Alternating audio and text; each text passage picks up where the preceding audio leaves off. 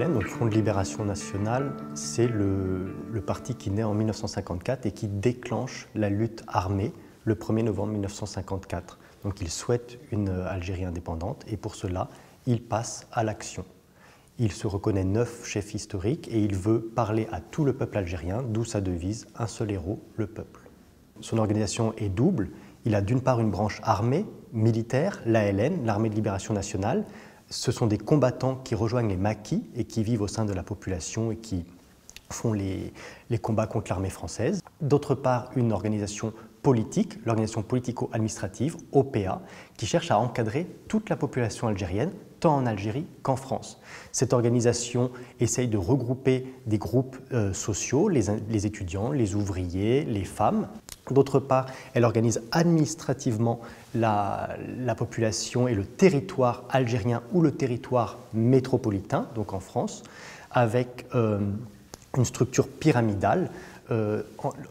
La plus grosse organisation, c'est l'équivalent des préfectures, les wilayas, jusqu'aux cellules de quelques individus. Et donc, elle forme un proto-État national. Le but de cette organisation, c'est de prélever l'impôt révolutionnaire, et donc nul Algérien ne peut s'y soustraire. Des groupes de choc sont chargés de relever et de prélever les cotisations des Algériens. Elle vise aussi à combattre le colonialisme et les autorités qui représentent le colonialisme, donc la police, l'armée, les institutions économiques. Et là, elle dispose de l'OSS, l'organisation spéciale. Elle cherche aussi à donner une conscience et à organiser le peuple algérien à travers des grèves ou des manifestations dont la plus connue, peut-être parce que la plus sanglante, c'est le 17 octobre 1961 à Paris.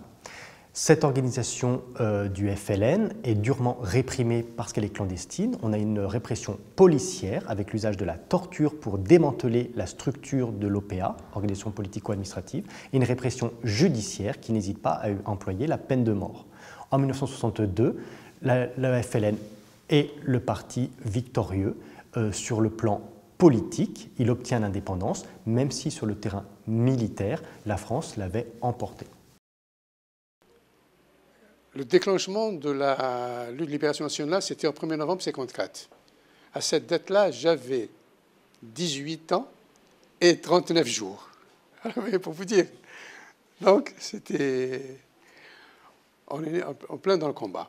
Des contacts avec des gens commençaient par les cotisations, pour essayer de recruter le maximum de citoyens dans les quartiers, dans les différents lieux de travail, pour cotiser. Nous sommes passés à l'action qu'en 1955. L'ALN vivait chez la population, aucun problème. D'où la réaction du colonialisme, je ne sais pas comment vous appelez ça. Ils ont pensé, c'était la fameuse, l'ALN c'est comme le poisson dans l'eau, il fallait. Donc ils ont regroupé les populations en pensant isoler l'ALN. Voilà, 1957 c'est ça. Mais ensuite l'ALN devait tout faire elle-même. Et c'est ce qu'on a fait. Voilà le problème pour la Wilaya 4, c'est qu'elle s'est adaptée et l'organisation FLN à l'époque, on peut dire qu'elle s'est militarisée. C'est-à-dire que toutes les fonctions étaient faites par des militaires, par des joueurs. La liaison, le manger, tout. Il fallait tout faire soi-même. Donc voilà un peu 57, on a passé le cap difficilement, mais c'était bon. Et également, on a pu ramener des armes de l'extérieur. La Wilaya 4 a créé des compagnies, parce que l'effectif existait. C'était des compagnies d'acheminement. Ils ont été jusqu'au Maroc d'abord, qui était possible, en 1957, ensuite vers la Tunisie pour ramener des armes. Il y a eu le 17 octobre, moi je sais que je suis arrivé de Célimulino vers 4h30, 5h, et je retrouve mon responsable, justement, c'est Mahfad Boudiev, qui me dit, bon allez, toi et un tel, on était deux, parce que l'autre, il ne les a pas trouvés. Je trouvais que Senadda, qui était lui avec moi en prison, enfin, dans l'Arza, quoi, enfin, en prison, pas. Et il a dit, bon, on y va. Alors on prend le métro Corentin Selton, parce que là on ne pouvait pas faire autrement, la FLN a donné ordre, il n'y a pas de... aller à l'opéra, il n'y a pas de discuter des ordres de la FLN. Sinon, pst. On arrive à Porte de Versailles, déjà les Algériens qui revenaient de là-bas, ils nous faisaient de l'autre côté, et puis il ne faut pas y aller, il ne faut pas y aller. Ça, ils ont commencé à massacrer, ils ont commencé à arrêter, Eh bien, qu'est-ce qu'on fait là-bas? On retourne.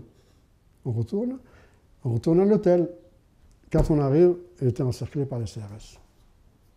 Quand on a appris tous ces massacres, tout ça, sincèrement, on a eu peur. Moi, le premier, j'ai eu peur.